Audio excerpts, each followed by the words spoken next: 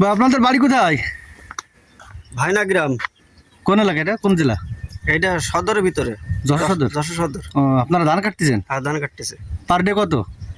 হাজিরা আসবে না, পুরন চুক্তিতে কাটতেছে। পুরন তাতে কত আসে হাজিরা? তাতে হাজিরা আপনার পুরনে আছে, যদি 3 জনে 1 বিঘা বই কাজ করতে পারে তাহলে 7-8 হাজার টাকা আসে। 7-8 হাজার, অর্থাৎ 1 বিঘা। 2000-এর উপরে আসে এক একজনের ইনকাম এক দিন। হ্যাঁ, এই ইনকাম তো 2 হবে, তো সপ্তাহখানিক হবে, বাস বাদ বাকি শেষ। এই সপ্তাহখানিক এরকম গেলেই তো কৃষকের পুরো বাস। কারণ তাও তো সকাল সন্ধ্যা, শুধু একবেলা তা তো না। সকাল সন্ধ্যা। হ্যাঁ। আসসালামু আলাইকুম। ওয়ালাইকুম আসসালাম। আপনার ধান কি কাটা হয়ে গেছে? না বাবু, ধান তো কাটা হয়নি, ধান তো পাইকে হলুদ হয়ে গেছে। আবহাওয়ার যে অবস্থা বা জনের দামের যে অবস্থা, ধান বাড়ি আসবে কিনা সন্দেহ আছে, কিন্তু ধান বাড়ি আনবো কি? ধানের মন 900টা, ধান বাড়ি এনেও লাভ নেই। এখন জনকে বলেছি যে বাবু জন ধান কাটে তোমরা নিয়ে যেও, আমার ভুঁইটা পরিষ্কার করে দিও, কারণ ওকে জনের দাম তো প্রতিদিন সকাল সন্ধ্যে দিয়ে 2000 টাকা পড়তেছে।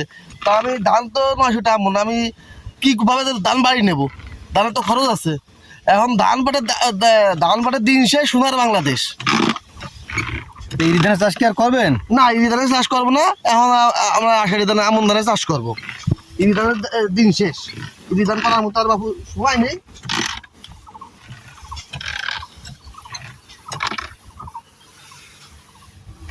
ধান, এই ইরি ধান মানে হচ্ছে কৃষকের স্বপ্ন, কৃষকের আশা, কৃষকের আকাঙ্ক্ষা। আর এই ইরি ধান যখন পাকে, আর তখনই এই ধানই হয়ে যায় কৃষকের গলার কাটা। এই যে দেখেন, এখন কিন্তু এই মৌসুমে এই টাইমে মাঠে ধান থাকে না। যদি শুষ্ক মৌসুম হতো, যদি আকাশে মেঘ না থাকতো, বৃষ্টি না হতো, তাহলে এই ফসল এতদিন থাকতো কৃষকের ঘরের ভিতরে। এই ধান উৎপাদনের জন্য এই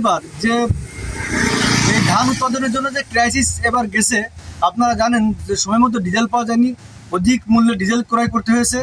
আর সর্বোপরি যে আপনারাই শুনলেন শ্রমিকের মুখ দিয়ে যে একটা শ্রমিক যদি 2000 টাকার উপরে এক একজন শ্রমিকের পিছনে ব্যয় হয় এই ধান কাটা বাবদে, তাহলে 1 মণ ধানের পিছনে কত টাকা খরচ হতে পারে। আসলে এমন একটা পরিস্থিতি যে এই ধান, আবার এদিক থেকে মার্কেটে ধানের দামও কম, 1900 টাকা ধানের মন। অর্থাৎ হিসাবটা এমনই দাঁড়াচ্ছে যে